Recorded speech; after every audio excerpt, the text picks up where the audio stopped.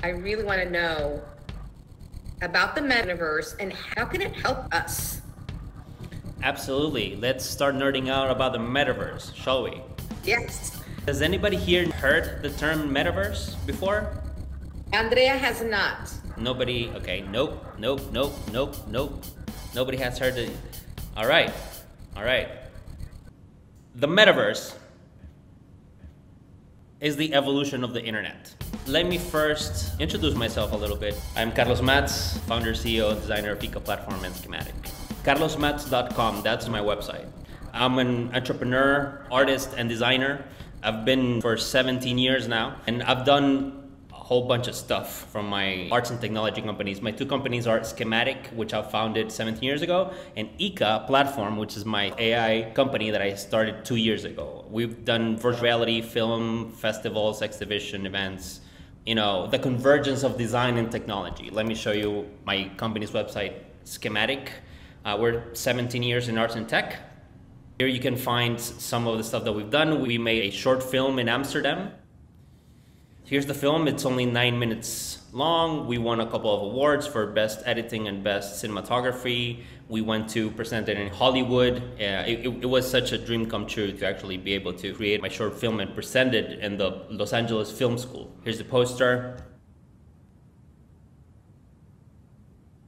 I did a lecture in the University of Texas in Austin that it's all about raised by the internet. The internet is a great equalizer. Anything you want to become, you become through it. We also created a virtual reality application that showcases the beauties of my home country. You can go diving with sharks, seeing the beautiful coral reefs of my country. We have a permanent museum installation in Tegucigalpa at the Min Museum. This is the virtual reality station. And we did an interactive exhibition in Austin at the Motion Media Art Center as well. It was super cool. And I went on a tour in Europe and North America with it. Now, we were the winners of the Creative Business Cup. And with Vicky, Schematic Boost. It was in 2019. 10 days that I invited Vicky over to Honduras. We had a blast. It was play hard and work hard, right? It was a bit rough, but it was super fun. We've done a lot of stuff in our 17 years of existing. Basically, what Schematic is my vessel to express my creative and technical dreams. And now with Ika Platform, my AI company, we are stealth right now. So we're gonna talk a little bit about that later.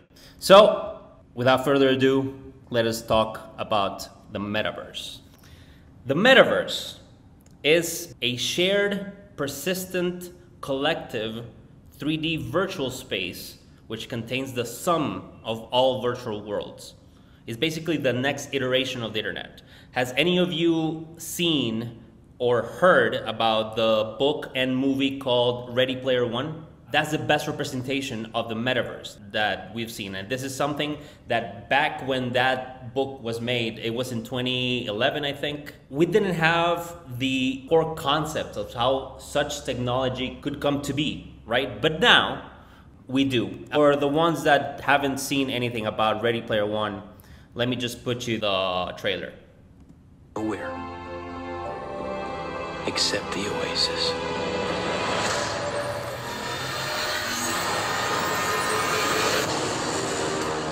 A whole virtual universe.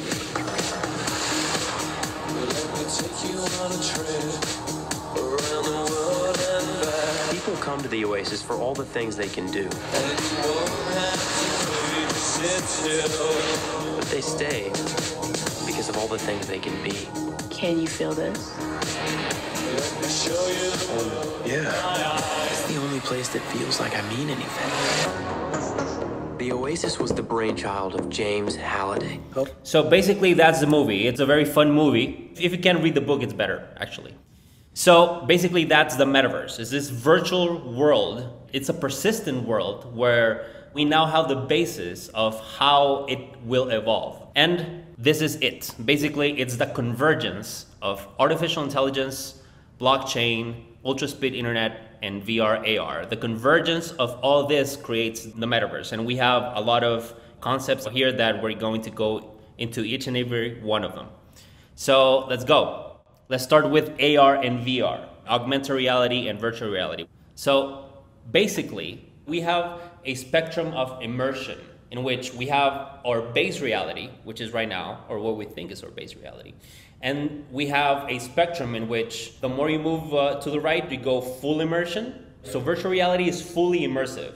Right now, we have hardware, you put something on your face and you're blocked from the base reality completely. But then augmented reality, it's right in the middle. You're not blocked from base reality, but overlays of information are on your base reality. So kind of like this. So spectrum of immersion. Any of you played Pokemon Go? It's basically the introduction that we had to augmented realities. Basically, you have your reality and you have overlaid 2D information over it. It's basically 2D overlay information. The more immersed you become, you go to mixed reality.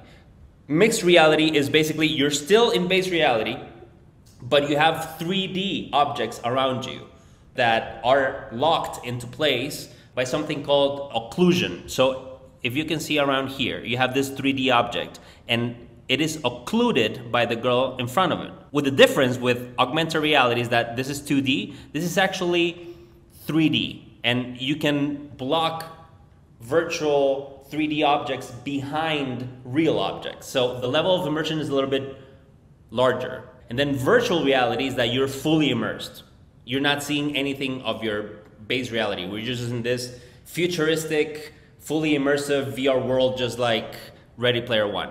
So those are the types of immersion and the spectrum of immersion and the difference between augmented reality and virtual reality.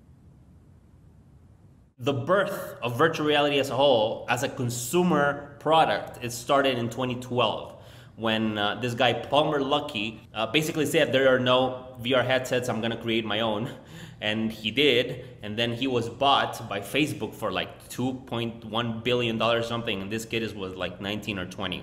But he started the revolution, and that's what Oculus is now. And it was bought by Facebook. Google has their own initiative, which is a mobile VR solution for mobile phones. It's called Google Cardboard. And Sony has Sony PSVR, and Microsoft had Microsoft HoloLens. So the whole field of AR and VR is very new. It just started less than a decade ago. And these are not only the 4 players that are in it. These are, one of the biggest technology companies in the world. There's this company called Valve. They released Half-Life Alyx only to that $1,000 VR headset called the Index. Apparently is the bleeding edge of storytelling, immersion, and virtual reality as a whole. You basically forget that you are in base reality and you get so immersed into this story, which is an amazing story. And it's only the tip of the iceberg of what's about to come, because the headset is big, it's bulky and everything, but eventually it's gonna come down to this fashionable wearable. So AR and VR are already creating value in the real world. For example, GE uses AR with their workers in the warehouse, and instead of doing everything by paper, they just have an AR glasses that they receive the order and they fulfill it 46% faster than regular fulfillment. And in their wind turbine technicians, they have the glasses which they have voice and overlays for cable installation, and they make it 1/3 faster. So augmented reality is already delivering value in the real world. And VR is huge in training and education because it has perceptual fidelity. We have come to a point where basically the tracking of the real world and your hands is sub-millimeter fidelity. So you can learn by replicating any situation. If you're training as a fireman, the best way to learn is in reality, but the next best way to learn is in virtual reality, when you can replicate any environment or situation over and over and over again. And you have on-demand repetition, we have optimal training frequency, and you can monitor your progress, right? Any movement, your attention span and everything can be measured so that you become more efficient faster. And compared to either a lecture or reading, VR offers 75% retention of information compared to those traditional mediums. And it is 99% recommended by users because it feels like you're in a video game. It feels like it's not work at all. This is the stuff that's happening right now. It's relatively new, but we have made big strides in it. This is a VR arcade in Tokyo, Japan. I had the pleasure to visit it. It is fantastic. You're inside of Mario Kart. It's really trippy, to be honest with you, because you have your controllers like here, right? And you can just look around and you see your own hands. but they're not your hands, they're Luigi's hands. And you're like, whoa, it's super weird. And then you're going in this little cart that bumps and everything. So the immersion is fantastic. It's incredible. And you can communicate with your teammates and everything. It was super fun. The line for it was like an hour, but it was totally worth it. But this is local VR. You're just sitting down. But there's some other stuff called room scale VR, which I've done this one as well. It's in New York City. It's called The Void. I did this exact experience. This was a Star Wars experience where basically they give you a backpack with sensors and everything. They put the visor on and you go on a mission with 4 people, basically to extract this mysterious object, and then you realize at the end that you have to fight Darth Vader. It was amazing. It was incredible. You go through a lot of stages, and in each stage you feel like you're there because it's not only, you know, tracking and movement and sound, but it's also temperature. Like for example, this is kind of how you go into the mission and you feel the heat of the lava under your feet. But basically you're just inside of a cube. But the suspension of disbelief is so that you forget that you are in planet Earth, basically. So VR has done great strides. It's already providing value and entertainment in the real world. And I did a blog post in 2014, which is called What Would Be the Ocarina of Time of VR AR? Basically, to give you a little bit of context, Ocarina of Time, it's the game that launched with the Nintendo 64. And before that, we had Super Nintendo, which was 16-bit. We made the jump from 2D 16-bit gaming to 3D 64-bit gaming, and it was a masterpiece. Ocarina of Time is considered basically, if not the best, one of the top 3 games ever made in the history of mankind. So I started thinking, what will be that Ocarina of Time, but for VR and AR? I thought back then in 2014, what would it be?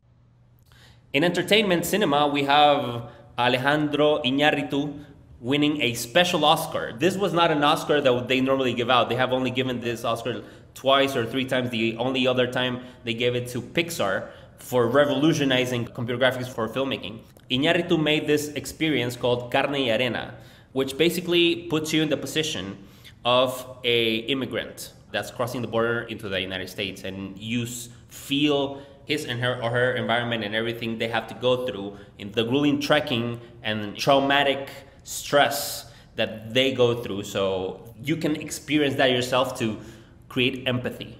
VR is not only a medium for, you know, entertainment or to deliver productivity value, it's a medium for empathy. So in these short 9 years or so that the technology has been developing, in the current iteration, of course, it started way back with NASA in the 70s or whatever, but I'm talking about consumer VR. It's already delivering very powerful experiences for the world. XR means the combination of augmented reality, virtual reality, and mixed reality. AR, VR, and MR all combined is just XR, right? So the global market in 2017 was 11 billion. Last year it was 18 billion, and the forecast, it's expected to balloon from the lower end of it is 571 billion to 767 billion.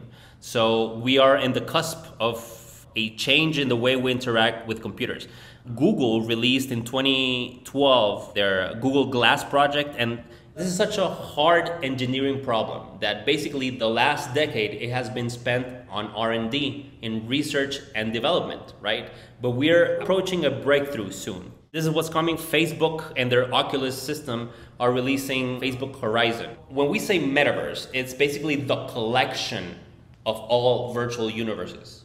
This is one virtual universe. It's called Facebook Horizon. It's going to launch this year, which is very similar to what the concept of Ready Player One. You have your avatar, you can live, play, learn, and do most of the things that you can in real life, but in a virtual avatar space. They've been hyping it up for like 3 years, and apparently this year they're about to launch. Sadly, I have to say this, Facebook does not have the best track record in terms of privacy and user privacy and all around morals, but they are the biggest VR and AR R&D platform in the world. If it hasn't been for Facebook buying Oculus from Palmer Luckey in 2014, the entire VR and XR and AR space would not be as developed as it is right now. So we have to thank them, but too bad it was them. So what's coming? Apple Glass. The rumors for this have been going wild lately. Basically, the CEOs of the biggest technology companies in the world, Mark Zuckerberg from Facebook and Tim Cook from Apple, they have all basically spilled the beans. They have all expressed intense interest, in their own words, for a portable, fashionable, augmented reality device that you can wear and not look ridiculous. So basically, Apple Glass, it's almost a given that it's gonna release next year. Tim Cook already kind of said it. He hasn't explicitly said it, like Zuckerberg, he has already said it. But we all know what happens when Apple comes into the market. Basically, it changes the entire landscape. They release a very compelling product and everybody follows them. It's not gonna be in the first iteration just like this, like later iteration, they're gonna release like a mixed AR, VR device for either enterprise and for prosumers, and then eventually with enough iterations, they're gonna come to this form factor. If anybody has seen Westworld, it's a great show. It's a great, futuristic show. That's kind of the idea. They use these AR glasses to overlay information on top of the base reality. So that's coming soon. We're in 2021. I'm talking that this market is about to blow right open in the next 18 months. The Matrix had infinite resolution. It didn't really matter how far down you went, even to a tiny speck of sand, the resolution was there. And basically, Unreal Engine from Epic Games are going to release Unreal Engine 5 in 2021, and they have achieved something that we thought, everything seems impossible until somebody does it, right? Basically, these guys are saying that Unreal Engine, it's a platform that has been used to create immersive games before, but Unreal Engine version 5, they have achieved what they are calling infinite resolution, which means that virtual worlds are made by polygons, and the more polygons you have, the more computing power you need to represent them in real time. The more polygons you have, depending on your hardware, it's not gonna be a smooth experience if you don't have the optimal hardware for it.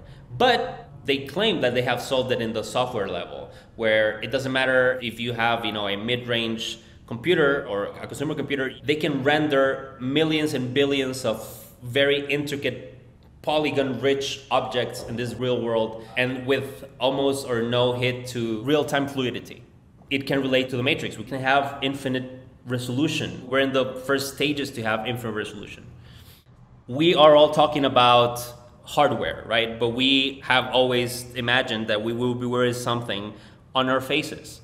But if you think about it, it's kind of crude, because you're just putting something in front of your eyes. Right? It's just a tiny screen in front of your eyes, and when you move around, it tracks you. But the actual vision only happens in your brain.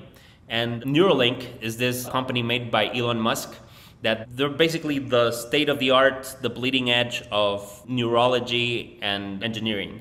They have this amazing demo. They released about 2 weeks ago this amazing demo in which basically they have a monkey with a Neuralink implanted, and it is controlling a game with its mind. If anybody has seen Black Mirror, it's basically that. And so Black Mirror put it here in the forehead, Neuralink can be put directly into your skull. Basically, this is a monkey with an implant, and he's playing a game, right? And he's using the joystick to control this little dot to hit these squircles, right? And it's being rewarded with banana slushy in its mouth. But if you look clearly, the joystick is not connected. So everything you see right now, it's mind control. A computer or phone with their brain activity alone. Because they wouldn't be able to move a joystick, they would calibrate the decoder by imagining hand movements to targets. One of the things the Neuralinks allow Pager to do is to play his favorite video game, Pong. You see that there's not even a joystick there anymore. Pager simply thinks about moving his hand up or down. We've removed the joystick altogether. Now that he's up to speed, let's increase the difficulty and see how well Pager can play with the Neuralink. You see how incredible it is? If this technology advances to a point that it may leapfrog the whole headset industry. But for this to happen, we need a lot of work in regulation and everything. So we'll see how that progresses. Let's go into AI, artificial intelligence. AI might be the last invention of humanity. It mimics the way that the human brain learns but it does it for machines, basically.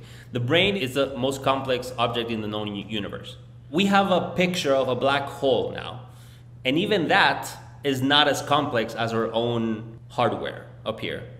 The brain, it's made of basically neurons, the fat part of the cell. Dendrites are the little arms, and each impulse is called a synapse. So that's how biochemically and physically our thoughts are represented. That's the basis of how the brain works. We have neural networks that have large-scale information processing. Basically, we inbound data, we process it in our brains, and we create actions as output. That's how intelligence and everything that we have created with our big brains works.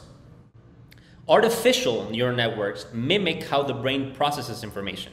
They mimic the neurons, they mimic the dendrites, they mimic the synapses. This is basically a deep neural network. You have an input layer here, you input something, then you have several hidden layers which process the information, and you have an output layer. So basically, this is how computers learn. One good example right now is computer vision. Now, Face ID that you can unlock your phone, it's basically computer vision and a little bit of infrared, light and everything. But computer vision is how machines experience the world and make sense of the world only through vision. So for example, traditionally, we would have to teach the computer to recognize motorcycles, to give you an example. Now, what we do is that, given that we have a massive data set in the internet now, we can just tell them, these are motorcycles. You give it like billions of pictures of motorcycles. And then the machine itself is gonna learn by itself what the concept of a motorcycle is. So the next time that you show a motorcycle and you ask it, is this a motorcycle? It can tell you yes or no. That's basically machine learning. Those are deep neural networks. So basically you input pictures of motorcycles, which are basically just, a matrix of numbers per pixel. Images are just a matrices of numbers, and each number, it has a brightness value for the brightness of that pixel and the position of that pixel. That's all images are. And through that, the processing, it's basically feature extraction and classification. So you give it a lot of pictures of motorcycles, and the algorithm itself is going to start identifying wheels and seats and accelerators and front decals and all that. So it's going to splice it up into tinier concepts so that the next time that you show it a picture, if enough tinier concepts match, it's going to determine that, yes, I have interpreted that it is a motorcycle. So that's in a nutshell, and from 10,000 feet above, what deep neural network is and how it works. It mimics how humans understand the world, basically. And we've all gotten these, the CAPTCHAs. When you try to log into something, you have select all images with motorcycle. So basically, what you're doing here is that you're training a deep neural network in identifying what concepts are. So if the algorithm has determined that this is actually a motorcycle, but it was not sure that it was, and you confirm it was, you just entered one data point for the algorithm to confirm that its assumption was real. So it knows more about motorcycles now. So basically, with the advent of the internet, then the massive data loads, we have enough information to make computers learn by themselves. This is a huge breakthrough. I'm going over it very quickly about artificial intelligence, but as I said in the beginning, machine learning is a breakthrough that we have yet to see the biggest ramifications of, basically. It might learn anything and everything, and it might become the last invention of man. Google has used artificial intelligence to determine algorithms to take care of the AI-controlled heating, ventilation, and air conditioning of their data centers. You know that data centers basically are, a lot of CPUs and GPUs running at full speed, and they create a lot of heat. So you need a way to dissipate that heat, otherwise it burns. Is going to go to failure. So basically, Google has used AI to determine the optimal way to control the HVAC, the heating, ventilation, and AC, and they have reduced their costs of cooling by 40% by using AI algorithm that they didn't have to program. It learned by itself. You give it a goal and you give it a bunch of data and it has to get to that goal by itself. It's incredible. This is something else that Google is doing that uses artificial intelligence. It's basically natural language processing, NLP, text-to-speech and speech-to-text, Google Duplex. Basically, it's the most advanced voice synthesis existent right now. And they made a demo back in Google I/O 2018 in which basically it passed the Turing test. The Turing test means that if you cannot tell that you're talking with a computer, then the computer passed the Turing test. Let me show you how it works. In the background for you. So basically right now, what you ask Google is, Google, make me a haircut appointment on Tuesday morning, anytime between 10 and 2. A very open-ended command, right? And check how it handles it. What you're going to hear is the Google Assistant actually calling a real salon to schedule the appointment for you. Let's listen.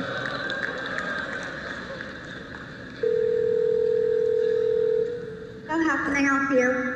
Hi, I'm calling to book a woman's haircut for a client. I'm looking for something on May 3rd. Sure, give me 1 second. This is not a human. This is Google Assistant. Keep that in mind.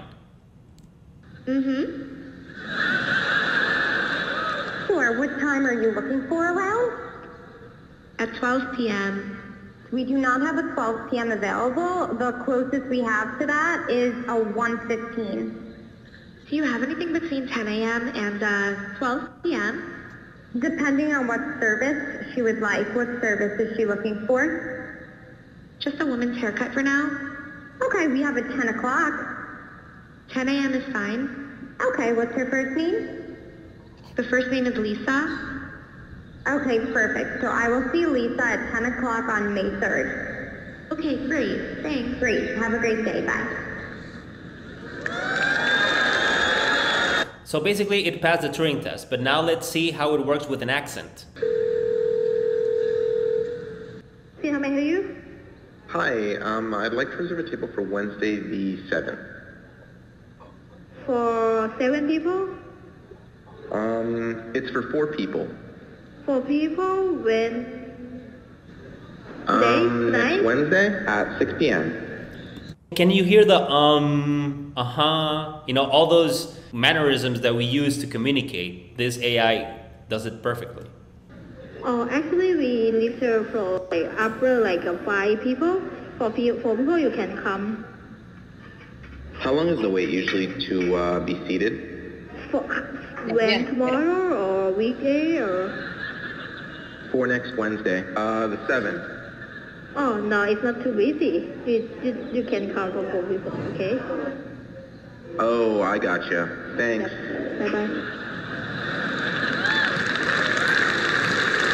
Can you believe that, people?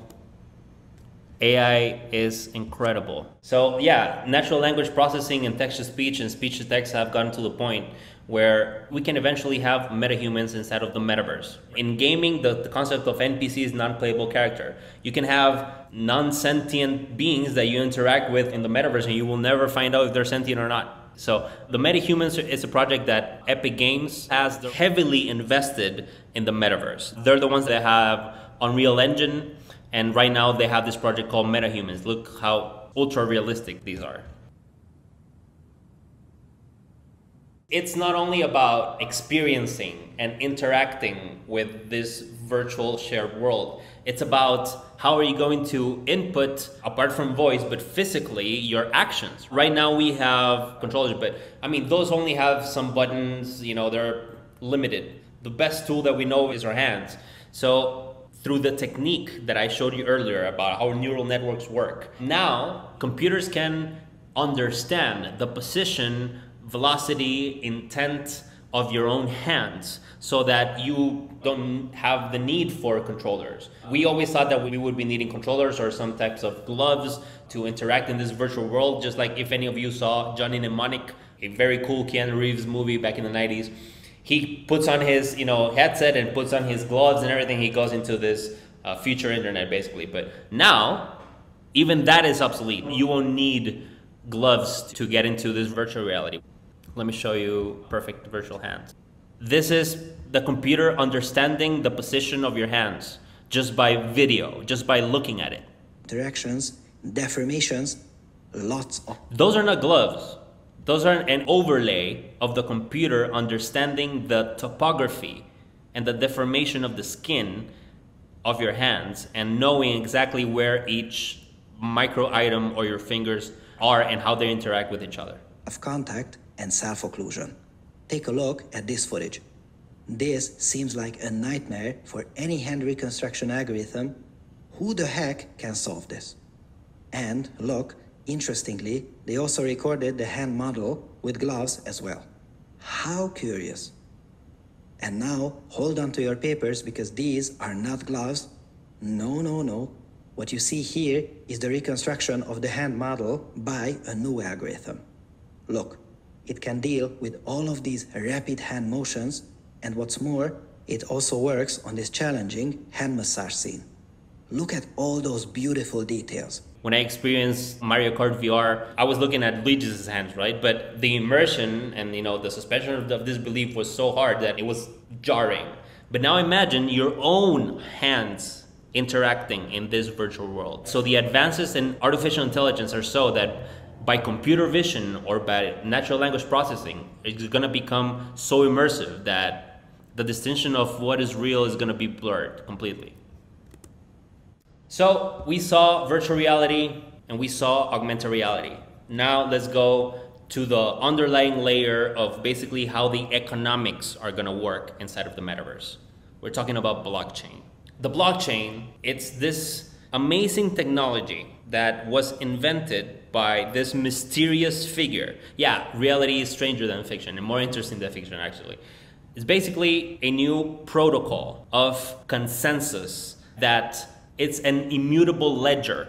A ledger is basically just a database of entries, but centralized databases are not tamper-proof. You can just go into a database, hack it, and change a value, and immediately you have $10 million in your account. They're not exploit-proof, basically. So blockchain, what it does is that it is decentralized. It's a universal ledger of transactions and data that nobody can modify. The protocol is that you would need 51% of the processing power of the entire network to change something, but that is almost physically impossible by now. The blockchain and the network has gotten so big, and that's the whole point of it. It's so big that not one single entity can control it. So it's an immutable ledger. You cannot change what goes into a block. Each block has transactions that are verified, and then when each block is closed, the next one appears, and the next one is connected to the previous one by a hash. So if something looks weird, the entire network can come to say, no, this is not true, and the entire network has a consensus mechanism to say what is the ground truth of those transactions. So basically, we have an immutable ledger, we have a decentralized consensus algorithm to basically ascertain what it is real and not.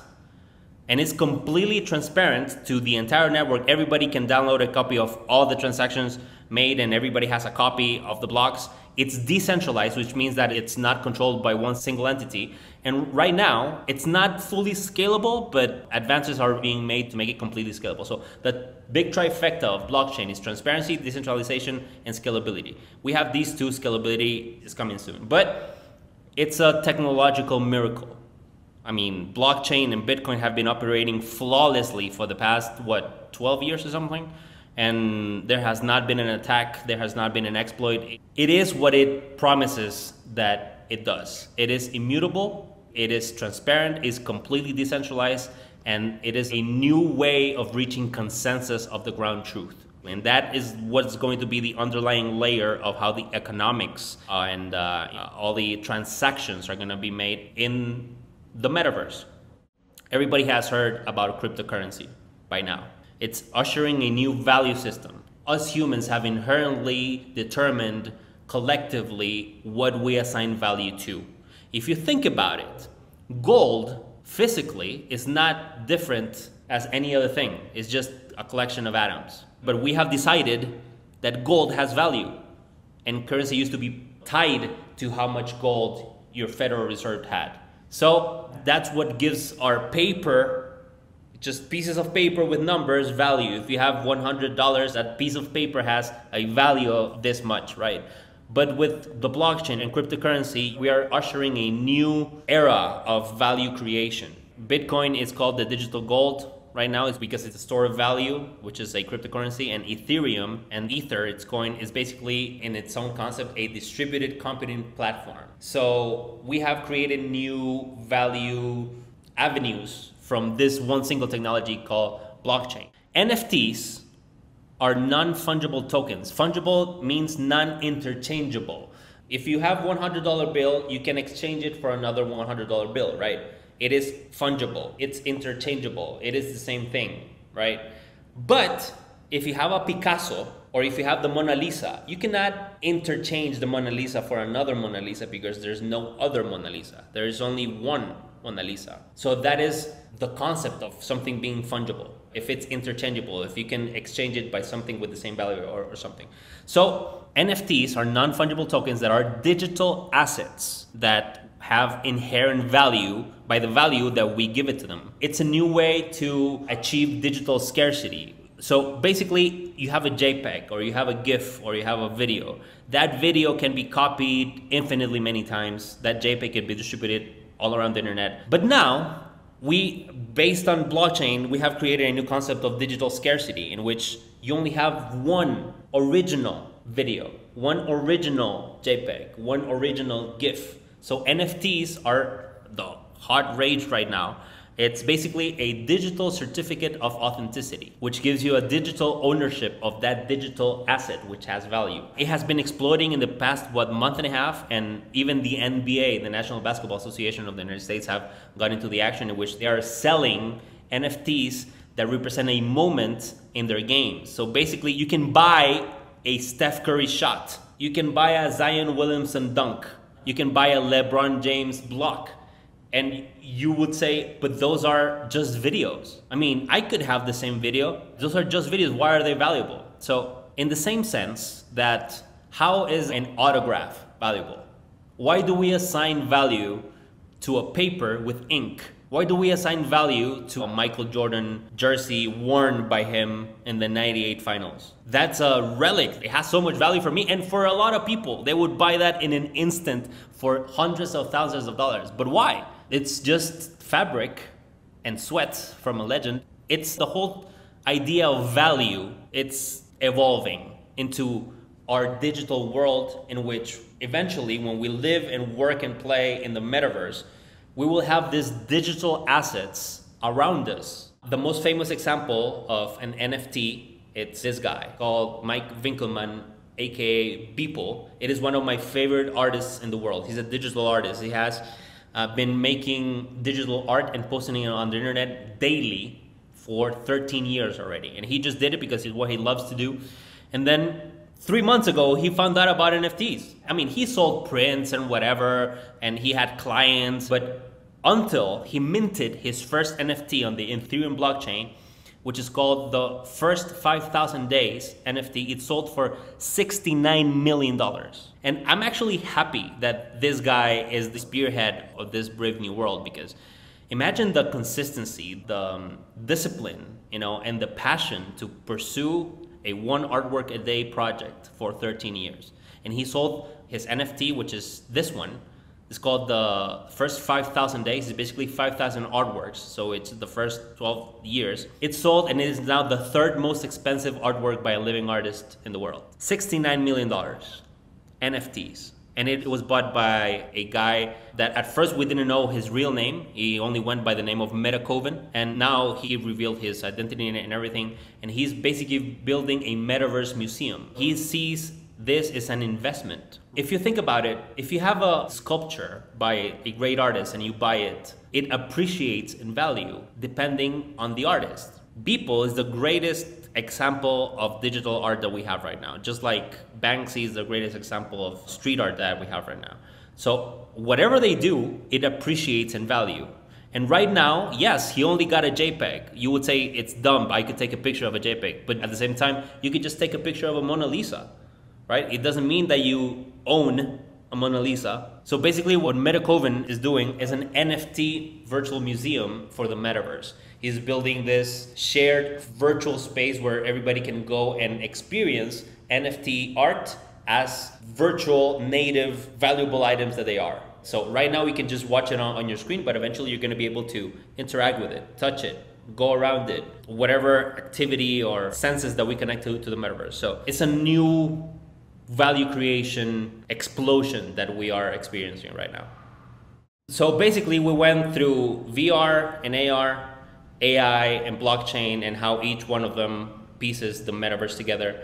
Right now, the speeds that we have are to transmit information to our square devices with limited resolution. We have HD 1920 by 1080 pixels. Basically, it's a limited quantity that you need to represent, so we have enough bandwidth for it. But when we are in a shared, virtual, persistent world, the world is not going to be just a little square. The world is all around you. It has to be on all the time. In games, there's a trick to prevent lag and everything, in which if you're looking in first person, wherever the camera is pointing, that world is there right now, but everything that is behind you does not exist. It's only when you turn that that world starts existing, right? It's a technique to save resources and hardware resources and internet connection.